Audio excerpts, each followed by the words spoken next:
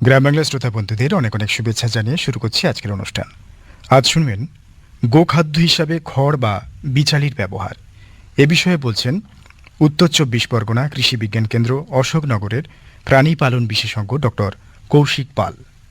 খড় বা বিচালি কিন্তু খুব একটা ভালো খাবার নয়, কিন্তু আমাদের পশ্চিমবঙ্গে যে গোপালক আছেন যারা আছেন তারা এই খড়ের উপরেই মেনলি গরু পালন করে থাকেন। তার কারণ কি না, আমাদের এখানে যেহেতু প্রধান ফসল হচ্ছে ধান, তাই ধান হয়ে যাওয়ার পর খড়টা আমরা প্রচুর পরিমাণে পাই। এবং আরেকটা যে বিষয় হচ্ছে যে গরুর যে প্রধান খাবার সবুজ ঘাস, সেটা কিন্তু আমাদের পশ্চিমবঙ্গে খুব একটা বেশি চাষ হয় না।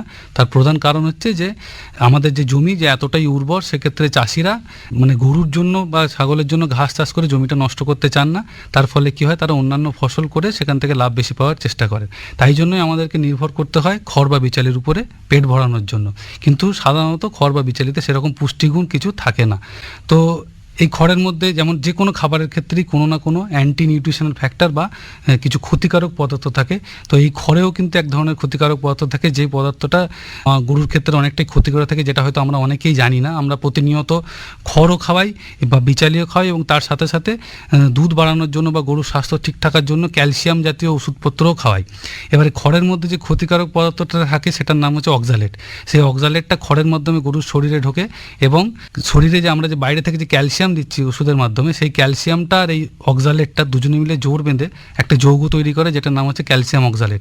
সেই ক্যালসিয়াম অক্সালেটটা কিন্তু কোনোভাবেই গরুর শরীরে অ্যাবজর্ব হয় না বা শোষণ হয় না। তার ফলে কী হয়, সেটা পায়খানার মাধ্যমে বেরিয়ে যায়। এখন দেখা গেল কি, যখন আবার বাচ্চা হয়ে গেছে বা এই সময় গরুর ক্যালসিয়ামের অভাবজনিত যে রোগ সেগুলো কিন্তু হচ্ছে, তখন চাষি ভাই ভাবছেন যে আমি তো সারা বছর ক্যালসিয়াম খাই গেলাম, তাহলে আমার এই জিনিসটা কেন হলো? তার কারণ হচ্ছে আমি সারা বছর খড় বা বিচালিও খাইয়েছি, আবার সারা বছর ক্যালসিয়ামও খাইয়েছি। ক্যালসিয়ামটা কিন্তু তার শরীরে লাগেনি, সেটা বাইরে বার করে দিয়েছে।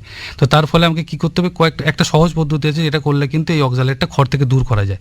সেটা হচ্ছে খড়টাকে মিনিমাম 1 ঘন্টা জলে যদি ভিজিয়ে রাখা যায়, তাহলে কিন্তু এই অক্সালেটটা পুরোপুরি ধুয়ে যায়। তারপরে সেই খড় যদি আমি খাওয়াই, তাহলে কিন্তু সেই ক্ষতিটা আর হয় না। তাহলে এটা একটা সহজ পদ্ধতি আমরা করতে পারি খাবার দেওয়ার আগে। এটা এবার হচ্ছে এই যে খড় যদি আমাকে খাওয়াতেই হয়, তাহলে তার এমনি আমি বললাম যে খড়ে কোনো পুষ্টিগুণ থাকে না, কিন্তু কয়েকটা জিনিস যদি খড়ের সাথে মেশানো হয়, তাহলে কিন্তু তার খাদ্যগুণ অনেকটাই বেড়ে যায়। এবং সেই জিনিসগুলো কিন্তু যে সমস্ত চাষি যারা চাষবাস করেন তাদের বাড়িতে থাকেই।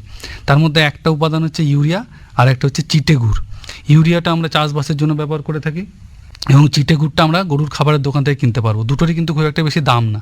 এই দুটো জিনিস যদি নির্দিষ্ট অনুপাতে মেশাই খড়ের সাথে একটু নির্দিষ্ট পদ্ধতি মেনটেন করে, তাহলে কিন্তু এটা সাধারণ খড়ের যা খাদ্যগুণ বা বিচালি যা খাদ্যগুণ, তার থেকে প্রায় 9-10 গুণ তার খাদ্যগুণ উন্নত হয়। তো অনেকেই ভাববেন যে ইউরিয়া তো আমরা সার হিসেবে ইউজ করি, এটা তো বিষ, তাহলে গরুকে খাওয়ালে তো ক্ষতি হবে। কিন্তু এই যে ডোজটা বা যে নির্দিষ্ট মাত্রায় মেশানোর কথা বলা হবে, সেটা কিন্তু অনেকভাবে পরীক্ষা করে দেখা গেছে, এবং সেটা রেকমেন্ডেড। এখন সেটা ক্ষতি সেরকম কিছু হয় না। কিন্তু এটা কেবলমাত্র গরুদের ক্ষেত্রেই আমরা ব্যবহার করতে পারি। ছাগলের ক্ষেত্রে অনেকে চেষ্টা করেন, সেটা কিন্তু করতে যাবে না, তাহলে সেটা ক্ষতি হতে পারে। তো কি করব না, এর জন্য আমরা যেরকমভাবে খড় বা বিচালি খাওয়াই, ওই 1 ইঞ্চির মতো ছোটো ছোটো করে কাটা খড় বা বিচালি, আমি 100 কেজি বা 1 কুইন্টাল খড়ের জন্য একটা হিসাব বলছি।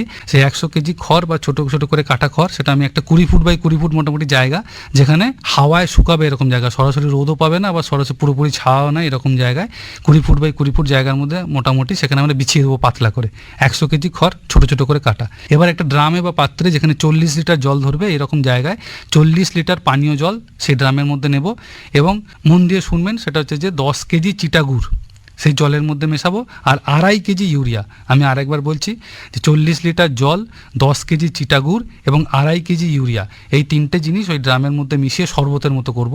যদি কারো সামর্থ্য থাকে, সেক্ষেত্রে ওনারা কিছু ভিটামিন বা মিনারেল মিক্সচারের যে পাউডার বাজারে কিনতে পাওয়া যায়, সেটাও মেশাতে পারেন, এবং অনেকে এইগুলো মিশালে তাহলে তাতে আরেকটু মান উন্নত হতে পারে। এইভাবে মিশিয়ে শরবতের মতো করে ওই যে 100 কেজি খড় আমি বিছিয়ে রেখেছিলাম পাতলা করে, তার মধ্যে বিছিয়ে দেবো বা ছড়িয়ে দেবো। সেটা ফুল গাছে জল দেওয়া ঝাড়ি হতে পারে বা মগে করে, এবং ভালো করে মেশাবো। তার ফলে ওর মধ্যে যাতে ইউরিয়া জলটা মিশে যায়।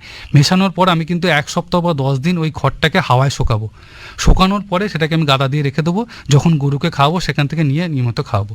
কিন্তু এক্ষেত্রে একটা জিনিস মনে রাখতে হবে, যে প্রথমেই যেন আমি ইউরিয়া মেশানো খড় একবারে পুরোপুরি না দিয়ে দিই। একটা গরু যদি 5 কেজি খায়, তাহলে আমাকে নর্মাল খড়, পুরোনো খড় যেটা সে খাচ্ছিল, সেটা 3 কেজি থাকবে, ইউরিয়া মেশানো খড় 2 কেজি থাকবে।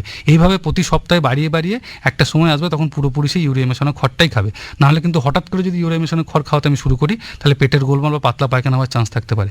মনে রাখবেন যে আমি বললাম 2.5 কেজি ইউরিয়া দিলে দুধের পরিমাণ বাড়বে বা ভালো হবে, অনেকে মনে করতে পারেন তাহলে আমি 4 কেজি দিয়ে দিই ইউরিয়া, তাহলে হয়তো আরও ভালো হবে, সেক্ষেত্রে কিন্তু ক্ষতি হতে পারে। তাই ডোজটা মনে রাখবেন 40 লিটার জল, 10 কেজি চিটাগুড় এবং 2.5 কেজি ইউরিয়া, সেটা ওই খড়ে মেশানোর পর 1 সপ্তাহ বা 10 দিন ভালো করে শুকিয়ে সেটা আমি গরুকে খাবার হিসেবে ইউজ করতে পারবো। এর ফলে কি হবে, ইউরিয়ার মধ্যে নাইট্রোজেন থাকে, সেই নাইট্রোজেনটা গরুর পাকস্থলীতে যে জীবাণুগুলো থাকে সেগুলো ভালোভাবে ইউটিলাইজ করতে পারে এবং উন্নত মানের প্রোটিন তৈরি করতে পারে, সেটা গরুর খুব কাজে লাগে এবং সেক্ষেত্রে তার প্রোডাকশন বা চেহারাও ভালো হয়। যেখানে খড় খাওয়াতেই হয় সেখানে আমরা এই পদ্ধতি ইউজ করতে পারি, না হলে কিন্তু সবুজ ঘাস, খড় এবং দানা খাবার তিনটেই দিতে হবে খাদ্য হিসেবে গরুকে, তাহলে তার প্রোডাকশন আমরা ঠিকঠাক পাবো। এতক্ষণ শুনলেন গোখাদ্য হিসাবে খড় বা বিচালির ব্যবহার। এ বিষয়ে বললেন উত্তর 24 পরগনা কৃষি বিজ্ঞান কেন্দ্র অশোকনগরের প্রাণী পালন বিশেষজ্ঞ ডক্টর কৌশিক পাল।